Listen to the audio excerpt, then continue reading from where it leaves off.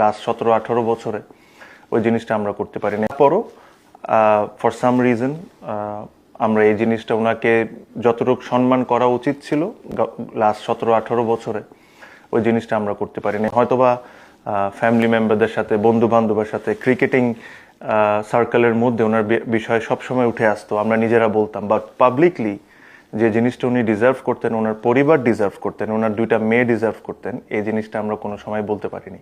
আমি বলছি আরাফাত রহমান কোকোর কথা।